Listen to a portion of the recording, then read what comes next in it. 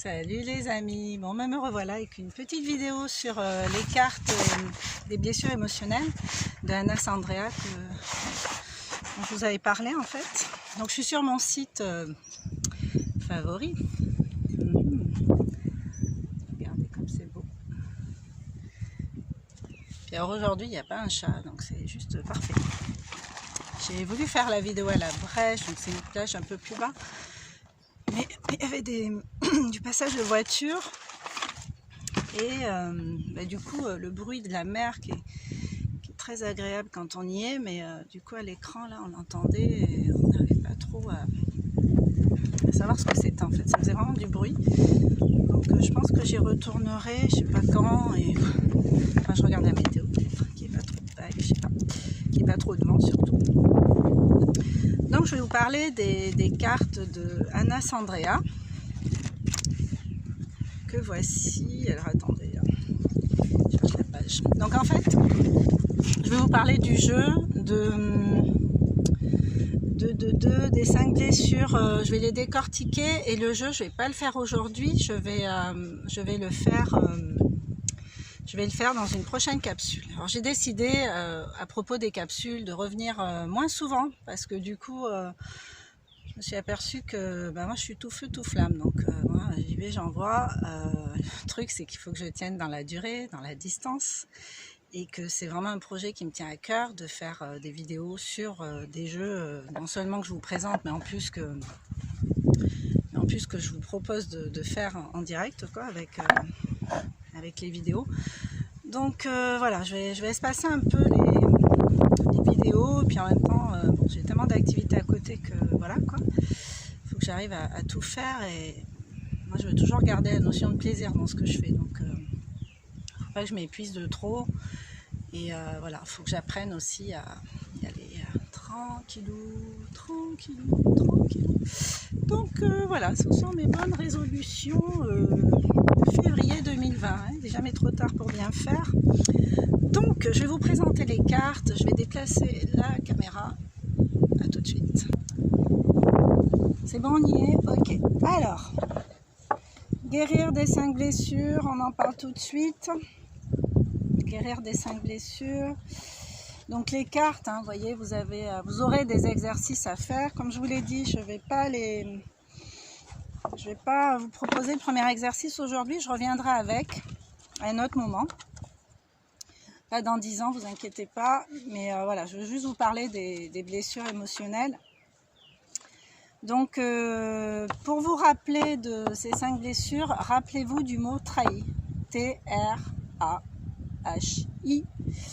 T pour trahison, R pour rejet, A pour abandon, H pour humiliation, I pour injustice. Voilà, on détaille ça dans le livre. Moi je vous parle de mon expérience et de ce que je connais de ces blessures et de ce que j'en sais par ailleurs, en dehors de ce jeu. Alors, la première blessure du rejet, elle survient entre le moment de la conception et celui de la naissance. Elle touche des âmes qui considèrent à tort ou à raison qu'on ne les a pas réellement désirées. Parmi les cas courants, on trouve des bébés non voulus, des avortements qui n'ont pas pu se faire, ou manquer carrément, et dont les mères étaient malades pendant la grossesse. Le rejeté va s'accrocher à cette fausse croyance en se disant « je ne mérite pas de vivre ». On imagine aisément quelle sorte d'existence se construira une personne ayant cette conviction en elle. La blessure d'abandon. La blessure d'abandon, générée entre la naissance et l'âge de 3 ans, frappe des enfants considérant à tort ou à raison n'avoir pas reçu tout l'amour, toute l'affection et l'attention dont ils avaient besoin pour leur développement. Alors ces blessures d'enfance sont suggestives, dans le sens où on peut se sentir abandonné sans avoir été réellement abandonné.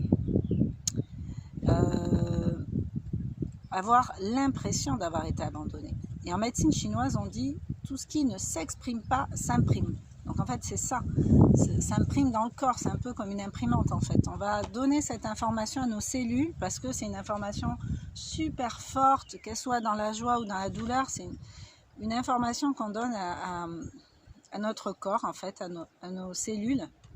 Et du coup, qui va, comme c'est fait de façon inconsciente, du coup ça va se réactiver lors de stimuli non moins inconscients en fait. Hein. C'est-à-dire que quelqu'un qui s'est senti abandonné, par exemple, va se retrouver au téléphone avec quelqu'un qu'il aime bien. La personne va lui dire « Bon, bah, je te laisse, j'ai un truc à faire. Tout de suite, je te laisse. » Ouh là là, ça commence à bouger en fait. C'est pas la panique, mais on n'est pas à l'aise avec ça quand on a cette blessure-là. Et voilà. Donc ça va, c'est par les autres, hein, toujours dans l'effet miroir, qu'on va réactiver ces blessures et porter ces fameux masques dont elle ne parle pas dans son livre. Mais voilà, chaque blessure va engendrer un masque en société pour justement éviter de se faire démasquer, parce que la plus grande peur à l'intérieur, mais sans même conscientiser, c'est de se faire démasquer en fait, qu'on capte en fait que, que l'autre il s'est senti rejeté et que il a peur de se sentir à nouveau rejeté.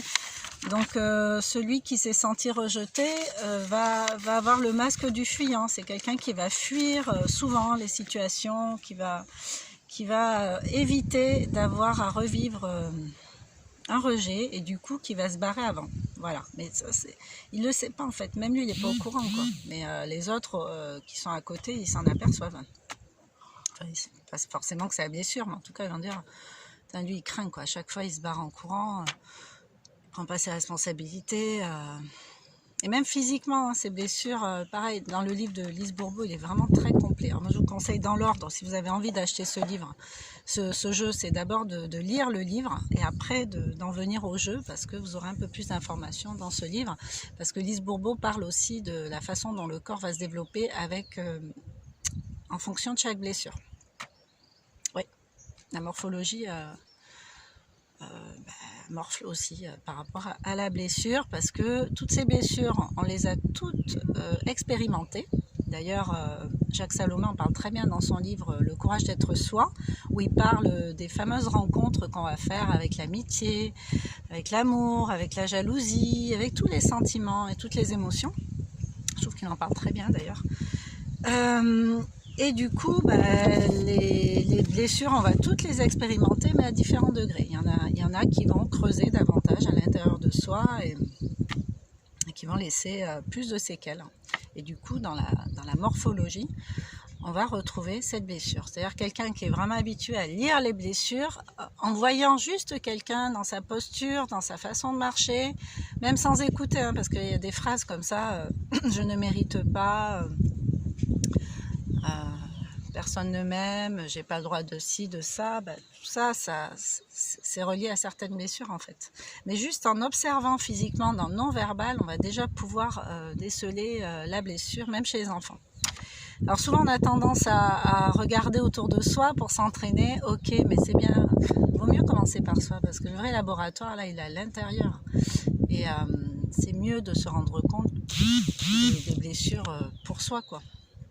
De quelle blessure on est habité, parce que du coup en résonance avec l'autre en face, on va capter que si on ressent telle émotion vis-à-vis de telle personne, qu'on ne se comprend pas sur tel sujet, c'est pas anodin, c'est qu'il y a là aussi il y a encore un message en fait. Donc voilà, blessure d'abandon, je vous en ai parlé. La blessure d'humiliation, elle apparaît entre 6 mois et 3 ans, lorsque les fonctions de l'enfant pour l'amener à plus d'autonomie apparaissent. Il commence à vouloir manger seul, marcher seul. En fait, il prend conscience qu'il est séparé physiquement de sa mère. En fait, un enfant avec sa maman, bébé, c'est la fusion en fait, puisqu'il y a l'allaitement, puis il y a cette d'alchimie. C'est le prolongement d'une maman, un bébé, et en même temps, le bébé, il se sent complètement dépendant de sa maman, quoi. Ça n'exclut pas le père, hein, mais voilà. Donc la blessure commence lorsque dans ce parcours vers l'autonomie, l'enfant, son corps ou une de ses fonctions n'ont pas été respectées. Donc là, ils prennent l'exemple d'une maman qui, à l'âge de 6 mois, avait la fierté d'annoncer à tout le monde que son bébé était enfin propre.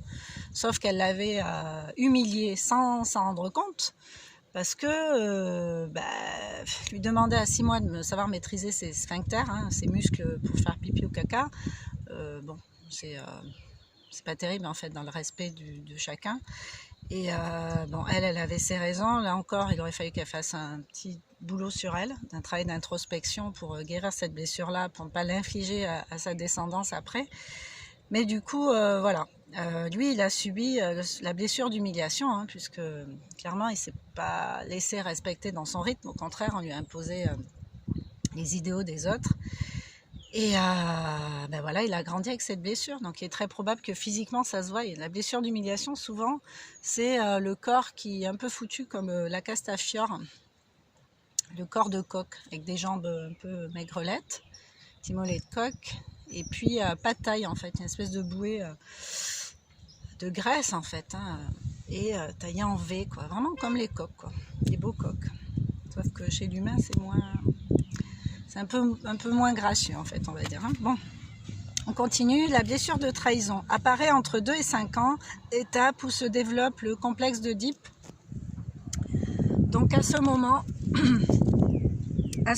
l'enfant a une grande confiance en ses parents et il s'estime parfois trahi à l'arrivée d'un petit frère, d'abus sexuels à raison, ou d'actes de violence à raison. Une promesse importante à ses yeux non tenue peut aussi générer ce type de blessure. Donc voilà, blessure de trahison, bon, je pense que ça c'est une blessure super répandue parce qu'on l'expérimente tous à différents moments de sa vie.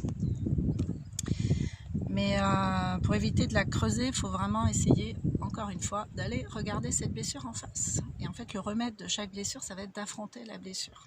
Et ça, c'est pas évident. C'est pas évident parce que des fois on se rappelle pas d'où ça vient, mais des fois on s'en rappelle un peu trop. Et bon, des fois on est même dans le déni avec ça. Et c'est pas facile de regarder ces parts d'ombre en face parce que ça fait mal. Mais faut se dire, c'est comme quand on va se faire piquer, quoi, enfin prendre un vaccin ou autre. On peut avoir l'appréhension de cette piqûre, mais au final, on va quand même l'avoir, donc ça sert à rien d'en avoir peur avant, en fait. Faut passer par là. C'est comme ceux qui disent moi j'aime bien voyager, mais j'aime pas l'avion. Ok, mais je veux dire, l'avion, ça fait partie du voyage. Mets-toi dans une ambiance comme ça, déjà dès le départ, tu vois, pour inclure chaque partie de cette histoire-là. Donc voilà, la blessure de trahison. La blessure d'injustice, la dernière. Donc, elle se crée entre 4 et 6 ans et touche les enfants qui considèrent, à tort ou à raison, qu'on ne les a pas laissés être eux-mêmes. L'injustice, à la naissance d'un petit frère, on leur a par exemple demandé sois sage, arrête de bouger, sois un exemple pour ton frère. Cette blessure peut également être le fait de parents contrôlants qui font du chantage ou qui menacent leur enfant. Voilà, si tu n'arrêtes pas de pleurer, on s'en va. Enfin voilà, ça c'est pas du dialogue, c'est dommage parce qu'en fait, encore une fois, nous on est censé montrer l'exemple à nos enfants. Donc quand on part dans ce genre d'attitude, on leur apprend à être comme ça en fait. Et c'est ce qui, malheureusement, c'est ce qu'ils risquent de reproduire.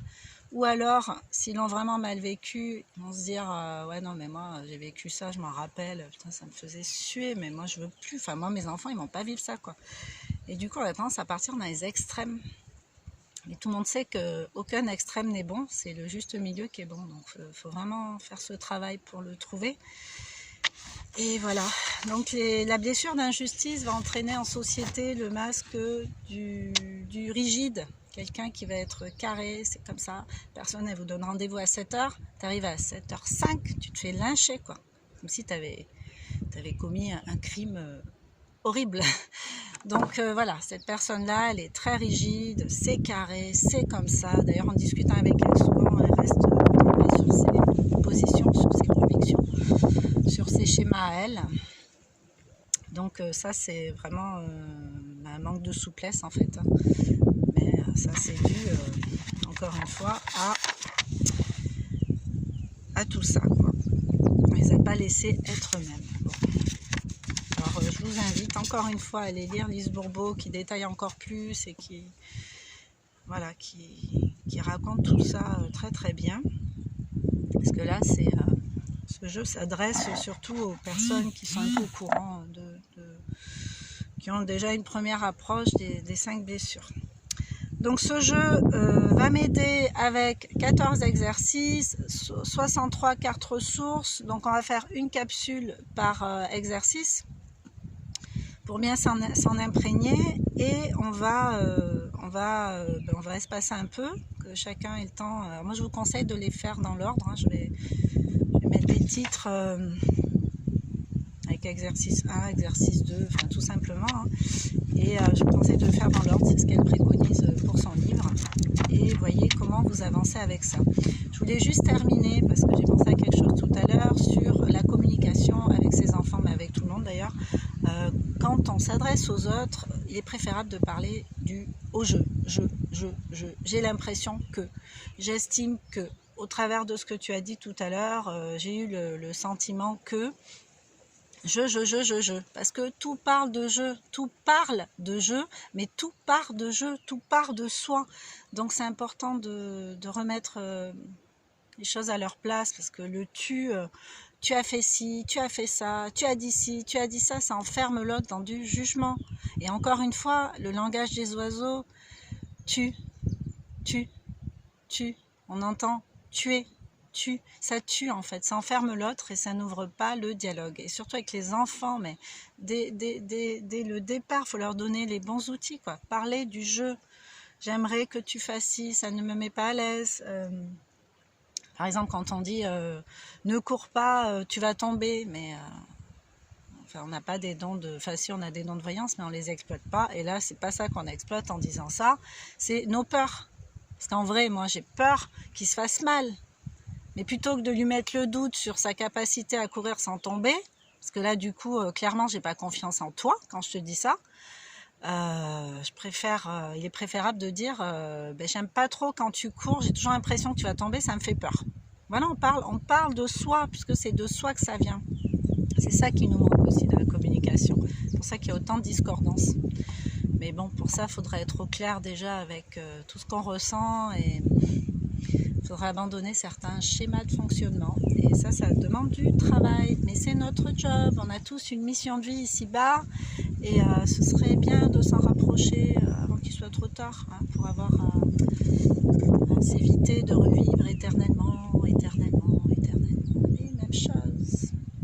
Voilà. Bon, je vous laisse pour aujourd'hui. Je vous remercie pour votre écoute. Et bientôt, je reviens avec le